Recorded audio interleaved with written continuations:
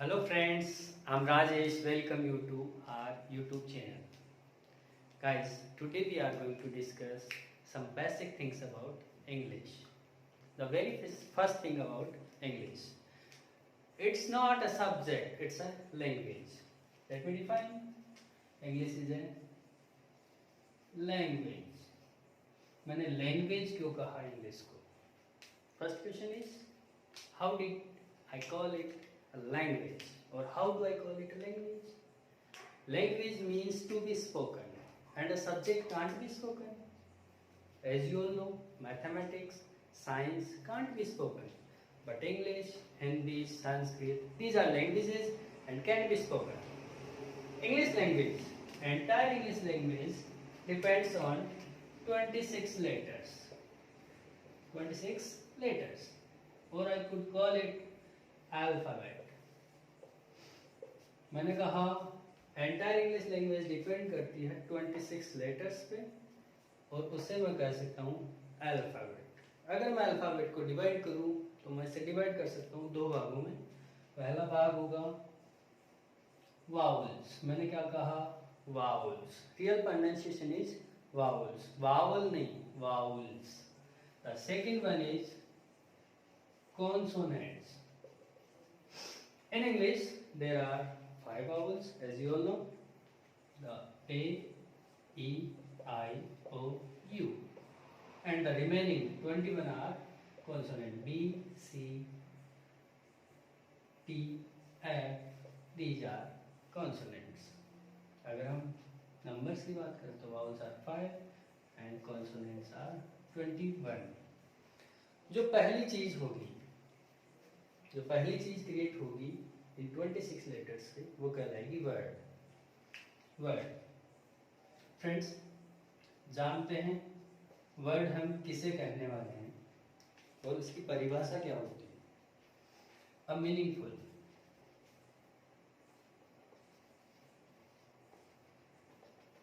Meaningful unit of letters. ठीक से समझें, मैंने इसकी बताई है definition. A unit of letters. अर्थ समझे, a meaningful unit of letters. एक ऐसी यूनिट इन लेटर्स की जिसका अर्थ निकले। अगर अर्थ नहीं निकलता है तो वो मीनिंगफुल नहीं होगा, मीनिंगफुल नहीं होगा तो वर्ड भी नहीं होगा। देखते हैं एग्जांपल। ROCK, rock. रॉक का क्लियर मीन होता है, रॉक मीन्स चट्टान। बट अगर मैं इसे लिखूं KOCR तो मैं इसे वर्ड नहीं कह सकता, क्योंकि इसका कोई मीन नहीं है। अगर किसी यूनिट का मीन नहीं है तो वो वर्ड भी नहीं होगा। वर्ड के बाद अगर मैं इसी वर्ड को इस मैनर में लिखता हूँ KOCR तो उसका कोई अर्थ नहीं निकल रहा है। It's not a meaningful unit and can't be called a word. अगर इसे वर्ड नहीं कहा जाएगा तो क्या कहा जाएगा? इसे कुछ भी नहीं कहा जाएगा, क्योंकि वर्ड तो बना ही नहीं। वर्ड कब बनेगा? जब वावल्स और कॉन्सोनेंट से मिलकर एक ऐसा यूनिट बने जिसका अर्थ निकले, और अर्थ इस वर्ड का, इसे वर्ड तो कह ही नहीं सकते, इसका अर्थ नहीं निकल रहा। वर्ड है ROCK। आफ्टरवर्ड अगर हम बात करें, जो पहली चीज हमने सीखी कि English is a language depends on 26 letters and we can call it alphabet, and alphabet can be divided into 2 parts, vowels and consonants. Vowels are 5 and consonants are 21. Then the first creation in English language is a word. Word की हमने definition सीखी। Definition के बाद हम बात करते हैं word से बनने वाले पार्ट्स ऑफ स्पीच की। अगर हम बात करें पार्ट्स ऑफ स्पीच की, dear friends, in English language there are 8 parts of speech. चलिए हम डिस्कस करते हैं कि वो पार्ट्स ऑफ स्पीच कौन कौन से हैं। बात कर रहे थे वर्ड के बाद होने वाले क्रिएशन की। वर्ड में ही क्रिएशन होता है पार्ट्स ऑफ स्पीच का। स्पीच, पार्ट्स ऑफ स्पीच मैंने बताए होंगे 8, 2, 3, 4, 5, 6, 7 and the last one is 8. Okay, the first one is noun. Pronoun, adjective,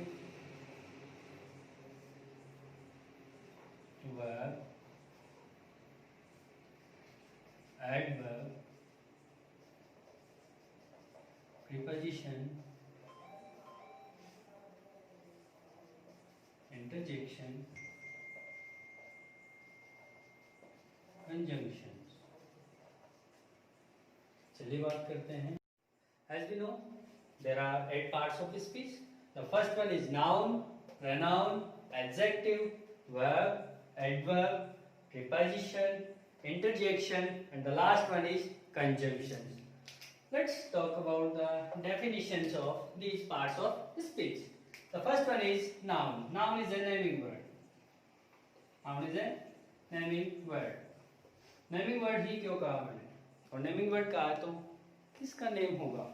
name हो सकता है किसी प्लेस, किसी पर्सन और किसी थिंग. इसमें जो कुछ आपको अपनी आंखों से okay. Noun is a naming word. It can be a place, person और थिंग्स नेम. चलिए बात करते हैं. अगर साधारण शब्दों में बात करें, नाउन क्या है? नाउन वो है जिसे हम अपनी आंखों से देख सकते हैं और उसका पर्टिकुलर नेम है, तो उसे हम नाउन कह सकते हैं. मेरे हाथ में मार्कर है तो ये भी एक नाउन है. अगर मैं ओनली मार्कर कहूँ तो ये कॉमन नाउन है. अगर मैं कहूँ ये कैमलियन का मार्कर है तो ये प्रॉपर नाउन है. आगे बात करते हैं प्रनाउन. प्रनाउन की अगर डेफिनेशन होगी तो वो क्या होगी? It replaces a noun. Replaces a noun. देखिएगा, रिप्लेस क्यों करेगा? My question is why will pronoun replace a noun? My question is, why will pronoun replace a noun? ऐसी क्या कमी थी नाउन में कि pronoun को रिप्लेस करना पड़ा? तो गाइस, अगर मैं कहूँ राम मेरा फ्रेंड है, राम वहाँ आता है, राम वो खेलता है, राम ये करता है, it's mean I am repeating Ram Ram Ram again and again. अगर मुझे इस रिपीटेशन को रोकना है तो मैं प्रोनाउन का यूज करूंगा. इट्स मीन मैं राम की जगह यूज करने वाला हूँ ही. पर्सनल प्रोनाउन के रूप में यूज करूंगा ही. आगे बात करते हैं एडजेक्टिव. एडजेक्टिव क्या है? डेफिनेशन देखते हैं. It qualifies a noun or a pronoun. समझें, एडजेक्टिव क्या है? अगर हम हिंदी में बात करते हैं तो इसे विशेषण के नाम से जानते हैं. विशेषण, it's mean adjective is going to define noun and pronoun. प्रशंसा बताने वाला है नाउन और pronoun. ओके, और भी इजी बनाते हैं इसे कि नाउन कैसा है और pronoun कैसा है. ये सारी चीजें बताएगा हमें एडजेक्टिव. राम है लेकिन राम इंटेलिजेंट है. इंटेलिजेंट वर्ड हुआ एडजेक्टिव. अगर ग्रामर में बात करते हैं तो वो कहलाएगा एडजेक्टिव. चलिए बात करते हैं वर्ब. वर्ब को हम कह सकते हैं एक्शंस. इट्स मीन जो भी काम किए जा रहे हैं, किए जाते हैं, किए जाएंगे, किए गए थे, आर कॉल्ड वर्ब्स और एक्शंस. मैं पढ़ा रहा हूँ, आप पढ़ रहे हो, these are actions. The fifth one is adverb. The definition qualifies a verb, especially verb, then later adjective or quality.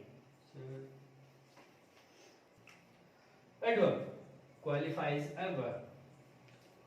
Verb means क्रिया. काम होता है, लेकिन वो काम कब होता है, कैसे होता है, ये चीजें बताएगी हमें adverb.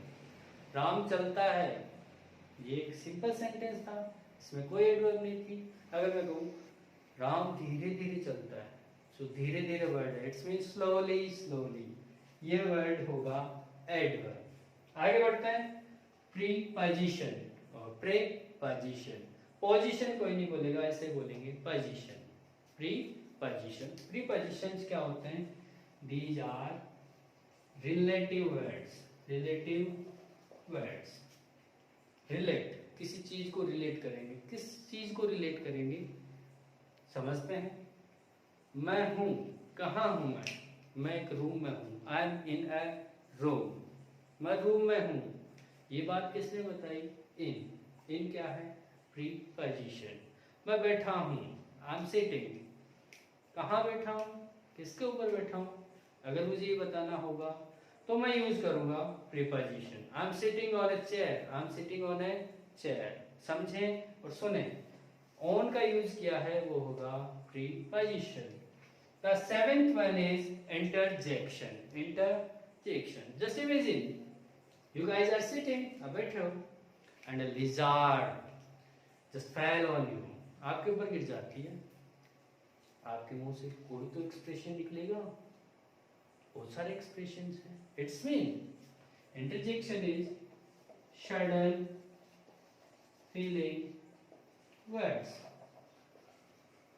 What are interjections? Sudden feeling words, एकदम से निकलने वाली, इट्स मीन अकस्मात निकलने वाली आपकी भावनाएं क्या कहलाएगी? Interjection. The last one is conjunction, पढ़े से conjunction, it's mean connective words. Connective words, connect का अर्थ था जोड़ना, तो जो जोड़ने का काम करेगा वो होगा कंजंक्शन। राम एंड श्याम, मैंने राम और श्याम को जोड़ लिया एक पर्टिकुलर वर्ड के साथ, एंड के साथ, वो क्या होगा? कंजंक्शन। हम बात कर चुके हैं वर्ड की। वर्ड की हमने परिभाषा भी देखी। परिभाषा है ए मीनिंगफुल यूनिट ऑफ लेटर्स। जब वर्ड हमें मिल चुका है इंग्लिश में, अल्फाबेट के बाद जब हमने डिवाइड किया अल्फाबेट को वाउल्स और कॉन्सोनेंट में, इन दोनों से मिलके एक मीनिंगफुल यूनिट बना, उसे हमने कर दिया वर्ड। वर्ड के बाद क्या, ऐसी कौन सी चीज है जो वर्ड के बाद बनेगी? वर्ड के बाद बनती है फ्रेज, जिसे हम जानते हैं उपवाक्यांश के नाम से। अगर हम बात करें इसकी डेफिनेशन की तो वो क्या होगी? अ मीनिंगफुल यूनिट ऑफ वर्ड्स। समझें, यहां मैंने लिखा था यूनिट ऑफ लेटर्स। जब हमें वर्ड मिल चुका है तो वर्ड की यूनिट होगी आगे, a meaningful unit of words without, गौर कीजिएगा मैंने लिखा है विदाउट, के बिना, without complete meaning. It's mean, मैं चाहूं तो इस डेफिनेशन को थोड़ा शॉर्ट कर सकता हूं, unit of words without complete meaning. यहीं से हम करेक्शन कर सकते हैं अगर हम चाहें तो। बट समझें, a unit of words without complete meaning, it's mean अगर मैं विदाउट को काउंट नहीं करता तो अर्थ तो आ रहा है, लेकिन मैं विदाउट का यूज करता हूं तो के बिना। समझे, एक ऐसा यूनिट जो वर्ड्स का है जिसका अर्थ तो निकलेगा लेकिन कंप्लीट नहीं निकलेगा, पूरा अर्थ नहीं निकलेगा, तो वो कहलाएगा उपवाक्यांश। एग्जाम्पल देखिए, राम एंड श्याम। राम एंड श्याम, राम और श्याम है, क्या है, क्या कर रहे हैं, मैंने ऐसा कुछ नहीं बताया, तो ये क्या कहलाएगा? Phrase. After phrase the third part is, the first one is word, second one is phrase, and the third part is sentence. Sentence, sentence की अगर हम definition की बात करते हैं तो देखते हैं, है meaningful, meaningful या हम कह सकते हैं a unit of words with complete meaning. समझें, मैंने एक वर्ड ऐड किया है विद के साथ, कंप्लीट पूरा। एक ऐसा यूनिट होगा वर्ड्स का जिसका अर्थ निकलने वाला है पूरा, कहलाएगा सेंटेंस। यहाँ हमने सीख लिया कि जो पहली चीज बनी वर्ड बनी, वर्ड के बाद फ्रेज आई, फ्रेज के बाद सेंटेंस आया। सेंटेंस की जो डेफिनेशन थी वो थी a unit of words with complete meaning, एक ऐसा यूनिट जिसका पूरा अर्थ निकले। आगे हम बात करने वाले हैं कि सेंटेंस कितने प्रकार के होते हैं। सेंटेंसेस हमने डिसाइड किया था कि आफ्टर वर्ड, फ्रेज और sentence we are going to discuss the kinds of sentences. In very first segment अगर हम बात करें तो सेंटेंसेस होते हैं 4। वो मेथड होगा, प्रैक्टिकली अगर नॉलेज की बात करें तो जाते हैं, पहला सेंटेंस होगा अफर्मेटिव। अफर्मेटिव जिसे हम पॉजिटिव, सिंपल ऐसे नामों से भी जानते हैं। इसमें पहला सेंटेंस होगा affirmative, the second one is negative, third one is interrogative and the last one is interrogative। दोस्तों अगर हम बात करें इन्हीं 4 सेंटेंसेस की तो इनका यूज हम करते हैं और हम इन्हें डिस्कस करते हैं टेंस सीजन में। सेकेंड लेवल की बात करें तो पहला सेंटेंस होगा सिंपल सेंटेंस, सेकेंड सेंटेंस होगा कंपाउंड सेंटेंस, थर्ड सेंटेंस होगा कॉम्प्लेक्स सेंटेंस। सिंपल तो साधारण सेंटेंस, कंपाउंड जब 2 सेंटेंस मिल जाएंगे या 2 से ज़्यादा सेंटेंसेस मिलते हैं तो वो कहलाता है कंपाउंड सेंटेंस। और तीसरे की बात करें कॉम्प्लेक्स, जिसका खुद का मीन है जटिल। अगर किसी चीज़ को जटिल बनाना हो तो बहुत सारी चीज़ों का मिक्सचर तैयार किया जाता है। और ऐसे ही अगर हम बात करते हैं सिंपल और कंपाउंड को भी अगर हम मिला देते हैं तो सेंटेंस तैयार होता है कॉम्प्लेक्स सेंटेंस। फ्रेंड्स, जिन सेंटेंसेस को हम रियल तरीके से डिस्कस करने जा रहे हैं इस क्लास में, उन सेंटेंसेस के बारे में जान लेते हैं, उनके क्या नाम है और कितने होते हैं। वो पहला है असर्टिव। मैंने क्या लिखा है? असर्टिव। असर्टिव सेंटेंस 2 सेंटेंसेस का कंबाइंड रूप है। पहला है positive and the second one is negative. Assertive sentences में कितने सेंटेंसेस समाहित होते हैं? पॉजिटिव और negative. The second sentence interrogative. दूसरा सेंटेंस मैंने बताया interrogative, third sentence imperative, fourth one is optative and the fifth one is exclamatory. Friends, आज हम इन्हीं 5 सेंटेंसेस को डिस्क्राइब करने जा रहे हैं। ओके फ्रेंड्स, बात करते हैं फर्स्ट सेक्शन की। मैंने कहा 4 सेंटेंसेस हम यूज करने वाले हैं, लेकिन यूज हम कहाँ करेंगे? इस सेक्शन को हम यूज करते हैं टेंस लेवल। अफर्मेटिव जिसका अर्थ है साधारण वाक्य, मैं जा रहा हूँ, मैंने कह दिया, मैंने ना नॉट यूज किया ना ही कोई क्वेश्चन वर्ड यूज किया, मैं कह रहा हूँ मैं जा रहा हूँ। मैंने कहा मैं जा रहा हूँ, आई एम गोइंग। सिंपल सेंटेंस था, एक सब्जेक्ट था, हेल्पिंग ऑफ थी और मेंबर। आगे बात करते हैं नेगेटिव, नकारात्मक। नकारात्मकता शो करने के लिए हम यूज करने वाले हैं नॉट। इसी सेंटेंस को अगर मैं नेगेटिव में चेंज करता हूं तो मैंने कहा आई एम नॉट गोइंग। यहीं से हम एक बात सीख लेते हैं, नॉट की जो पोजीशन होगी वो हमेशा नंबर 3 पे होगी, नंबर 3 पे होगी। हमने सिंपली एक वर्ड ऐड किया सेंटेंस में और वो चेंज हो गया नेगेटिव सेंटेंस में।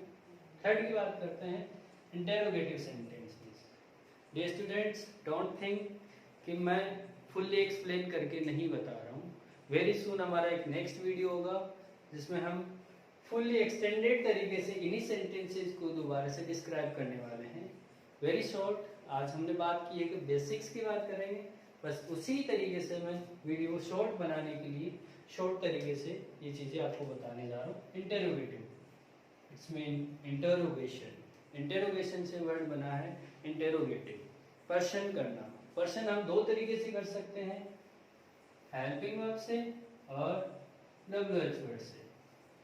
अगर हम इसे एक्सप्लेन करके पढ़ते हैं तो इसे हम बोलते हैं क्लोज एंडेड और लॉन्ग एंडेड। आज मैं वेरी शॉर्ट में बताने जा रहा हूँ, तो मैं इसी सेंटेंस को अगर डिस्क्राइब करता हूँ तो मैंने कहा am I going, am I going, क्या मैं जा रहा हूँ, क्या मैं जा रहा हूँ।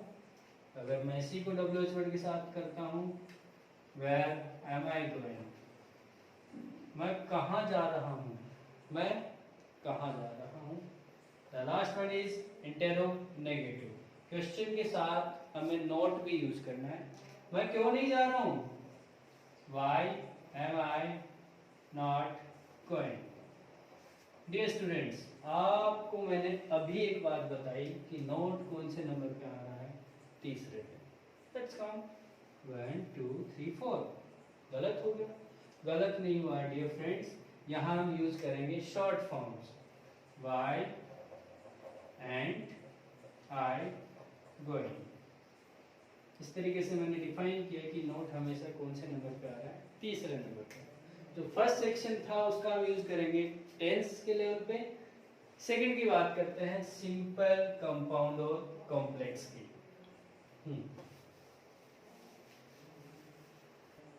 सिंपल सेंटेंस की हम बात कर ही चुके हैं। मैंने कहा I am going. We have already discussed what is simple sentence, the subject, helping verb, main verb and in rare case और ordinary cases we can find object. ठीक है, बात करते हैं कंपाउंड सेंटेंस की। इन्हें बोलते हैं संयुक्त वाक्य। हिंदी में कहा जाता है संयुक्त वाक्य। संयुक्त वाक्य मैंने कहा, क्यों कहा समझें। क्या आपको पता है मैं कौन हूं?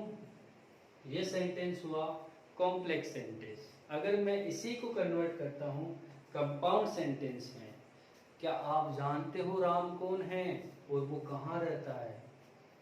एक वर्ड पे जोड़ दिया है मैंने एंड।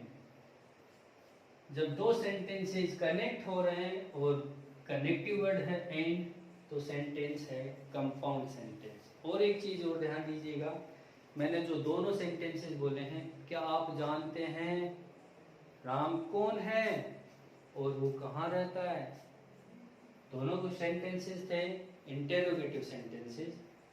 समझते हैं कि एग्जाम्पल के साथ, डू यू नो राम, क्या आप राम को जानते हैं? एंड वेयर ही लिव्स, और वो कहाँ रहता है, और वो कहाँ रहता है।